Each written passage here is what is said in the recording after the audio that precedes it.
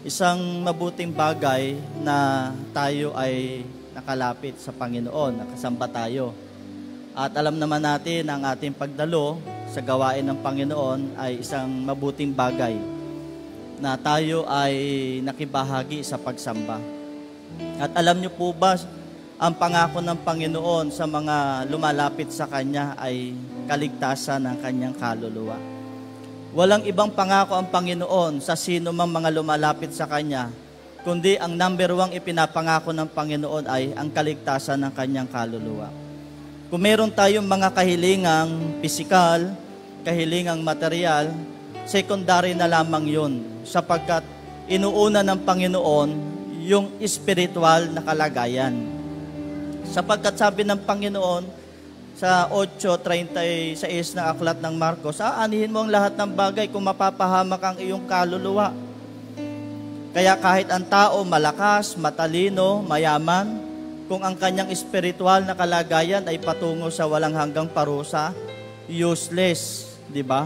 Ang lahat ng pagsisikap ng tao. Kaya ang unang ginagawa ng Panginoon sa taong lumalapit sa Kanya, hindi yung ikaw ay pagagalingin, hindi yung ikaw ay pagpapalaing sa pisikal, sa material, kundi ang unang-unang gagawin ng Diyos ay ikaw ay iligtas sa iyong kasalanan. Dahil pagligtas na ang iyong kaluluwa, ang lahat ng kasalanan natin binubura ng Panginoon. Sabi sa 10:17 ng aklat ng Hebreo, ang kanilang mga kasalanan ay hindi ko na aalalahanin pa. Sa makatwid, lahat ng bagay na ating hinihiling sa Panginoon, madali nang ibigay ng Panginoon yan. Yung pinakamahirap na bagay na hindi kayang gawin ng tao sa kanyang kapwa, nagawa ng Panginoon. Ano yun? Yung kaligtasan ng kanyang kaluluwa. Kaya ba ng iyong kapwa na ikaw iligtas sa impyerno? Hindi. Dahil mismo tayong tao, lahat ng tao mapapahamak eh.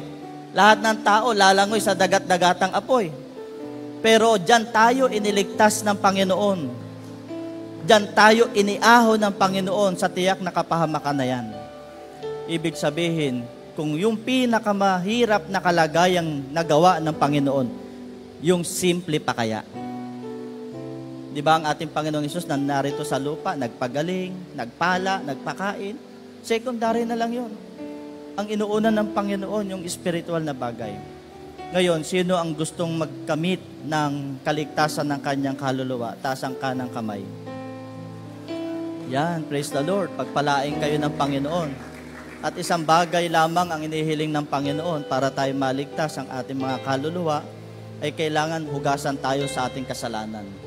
Yung paghuhugas sa kasalanan, hindi ito pag-anib sa relihiyon.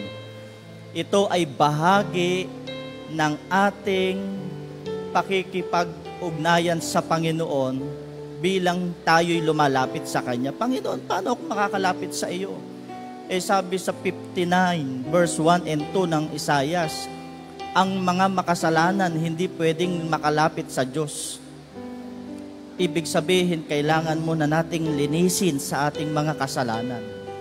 Pag tayo malinis na, mga kapatid, lahat ng ating ilalapit sa Panginoon, madali nang matutugon. Nakahalo ka na sa mga malilinis. Gaya ng pinggan. Yung pinggan na hugasin, di mo na pwedeng ihalo sa nahugasan na. Ilalagay mo na yan sa lababo sapagkat ito ay nagamit na. Marumi na yan. Kaya pag ikaw ay malinis na, nagagamit ka na ngayon, yun dapat gumamit sa iyo. Ganyan sa Panginoon. Kailangan linisin muna tayo, kailangan hugasan muna tayo para tayo ay maging karapat-dapat sa Panginoon. Yan lang po ang kailangan nating gawin. At yan ay sa pamamagitan ng bautismo. Ang bautismo ay hindi relihiyon, ay hindi gawain ng isang taong umaanib sa relihiyon. Ang bautismo ay paglilibing sa ating mga kasalanan. Pag nabautismohan tayo, nailibing ka sa kasalanan mo. Pag-ahon mo, you are a born again. Kaya ang ibig sabihin ng born again, hindi rin uli relihiyon.